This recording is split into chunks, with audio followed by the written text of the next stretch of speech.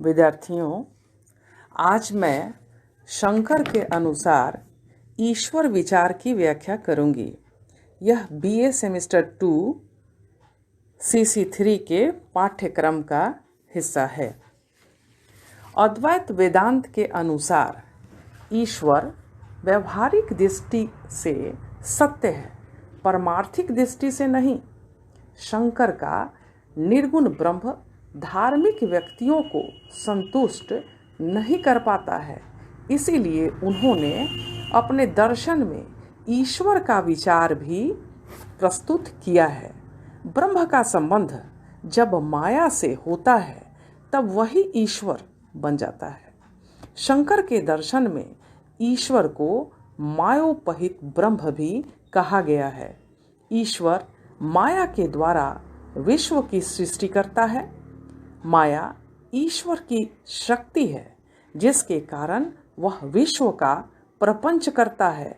शंकर ने ब्रह्म को निर्गुण और निराकार कहा है, किंतु जब हम ब्रह्म को विचार से जानने की कोशिश करते हैं तब वह ईश्वर हो जाता है। ईश्वर सगुण ब्रह्म है।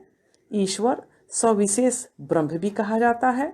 ईश्वर सर्वज्ञ है, वह सर्वव्यापक है, वह स्वतंत्र है, वह एक है, वह अंतर्यामी है। ईश्वर जगत का सृष्टिकर्ता, पालनकर्ता और संहार करता है। वह नित्य और अपरिवर्तनशील है। अतः ब्रह्म का प्रतिबिंब जब माया में पड़ता है तब वह ईश्वर बन जाता है। ईश्वर व्यक्तित्वपूर्ण है, वह उपासना का विषय है। धार्मिक भावना कभी निर्गुण एवं व्यक्तित्व रहित ब्रह्म से तृप्त नहीं हो सकती है, किंतु ईश्वर जो सगुण एवं व्यक्तित्वपूर्ण है, यह कार्य सरलतापूर्वक कर पाता है। ईश्वर व्यक्तियों को कर्म फल देता है। वह कर्म नियम का अध्यक्ष है। शुभ कर्मों के लिए पुरस्कार एवं अशुभ कर्मों के लिए दंड देता है। नैतिकता का आधार ईश्वर ही है। ईश्वर स्वयं पूर्ण है, उसकी कोई इच्छा अपूर्ण नहीं है। वह किसी भी अभाव से पीड़ित नहीं है, इसलिए विश्व की रचना के मूल में उसका कोई व्यक्तिगत प्रयोजन भी नहीं है। शंकर ने ईश्वर को अंतिम कारण, फाइनल कॉज माना है। वह सभी वस्तुओं का कारण होते हुए भी स्वयं अकारण, अनकॉज्ड कॉज है। यदि ईश्वर का भी कारण पूछा जाए तो इससे अनवस्था दोष उत्पन्न हो जाता है। इस दोष से बचने के लिए ईश्वर को अकारण, अनकॉज्ड मानना आवश्यक है।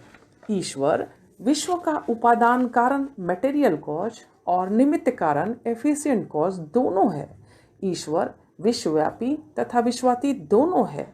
वह विश्व की रचना करके विश्व से अलग हो जाता है। जिस प्रकार घड़ी साज घड़ी का निर्माण करके विश्व से अलग हो जाता है, अतः वह विश्वातीत है।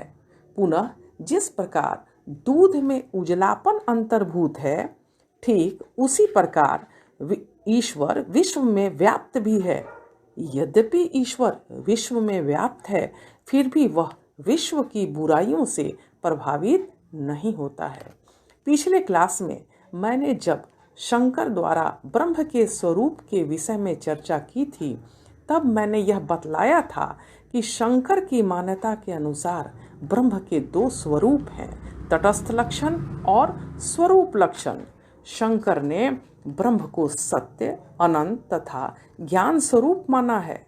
ब्रह्म का यह वर्णन उसके स्वरूप लक्षण के अंतर्गत आता है, परंतु माया से संयुक्त ब्रह्म, जिसे ईश्वर कहा जाता है, जगत का कर्ता, पालक, संहारक माना जाता है।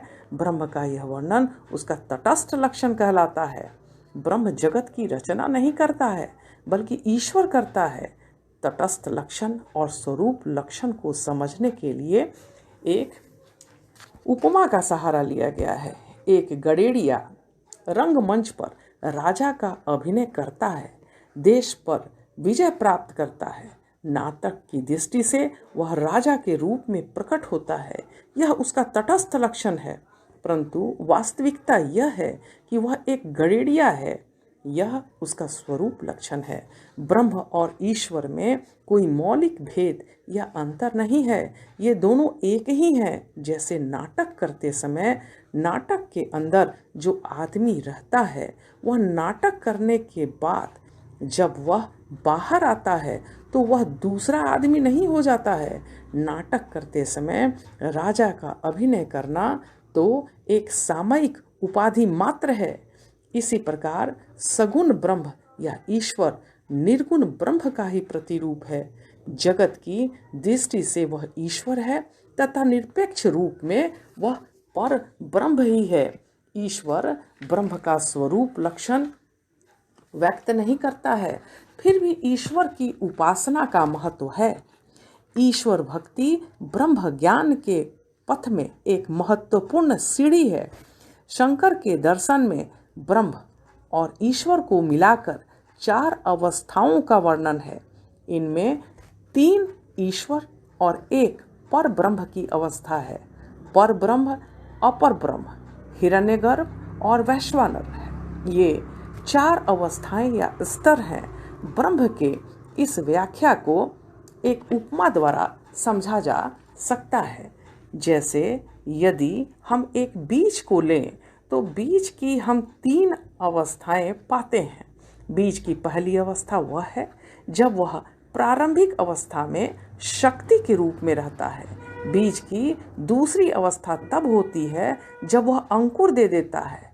बीज की तीसरी अवस्था वह है जब वह पौधे का रूप ले लेता है।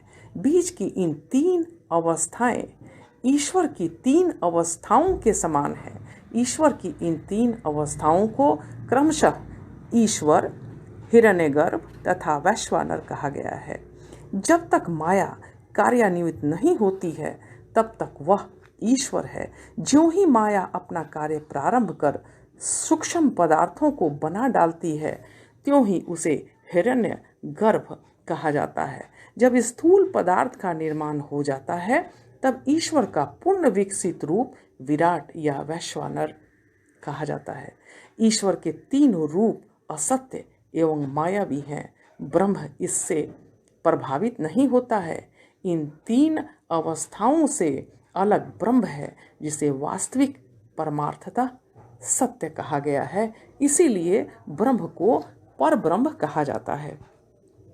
शंकर ने ईश्वर की सत्ता को सिद्ध करने वाले परंपरागत तर्कों का खंडन किया है। न्यायिकों के ईश्वर संबंधी तर्कों की आलोचना करते हुए शंकर कहते हैं कि तर्कों के आधार पर ईश्वर का अस्तित्व सिद्ध नहीं किया जा सकता है। उन्होंने श्रुति के आधार पर ईश्वर की सत्ता सिद्ध की है। शंकर का मत कांट के मत से मिलता जुलता है। कांट भी यह मानते हैं कि ईश्वर तार्किक युक्तियों के आधार पर सिद्ध नहीं किया जा सकता। ईश्वर की सत्ता में विश्वास, फेथ ही एकमात्र इसका प्रमाण है। डॉक्टर CD शर्मा ने लिखा है कि जिस प्रकार कांट विश्वास को ईश्वर का आधार मानते हैं उसी प्रकार शंकर श्रुति को ईश्वर का आधार मानते हैं। निष्कर्षतः यह कहा जा सकता है कि ब्रह्म एवं ईश्वर भिन्न नहीं है। दृष्टिकोण के दोष के कारण दोनों को अलग अलग करके देखा जाता है। शंकर ने उपनिषदों की भांति पर और अपर ब्रह्म के रूप में क्रमशः ब्रह्म और ईश्वर को समझा है। ब्रह्म पर ब्रह्म है और ईश्वर अपर ब्रह्म है, किंतु पर हो या अपर, ब्रह्म मात्र ब्रह्म है। शंकर ने कहा है कि सभी उपनिषदों का मत है कि जो जगत का मूल है उसी के ज्ञान से श्रेय होता है। पर अपर ब्रह्म को देखने से हृदय ग्रंथि नष्ट हो जाती है, सभी संशय दूर हो जाते हैं और सभी कर्म नष्ट हो जाते हैं। तात्पर्य यह है कि पर और अपर ब्रह्म एक ही है, मात्र दृष्टि भेद के कारण नाम भेद है, स्वरूप भेद नहीं है। इस प्रकार पारमार्थिक दृष्टिकोण से ईश्वर असत्य अवश्य है, किंतु व्यवहारिक दृष्टिकोण से यह बहुत उपयोगी एवं महत्वपूर्ण है। धन्यवाद।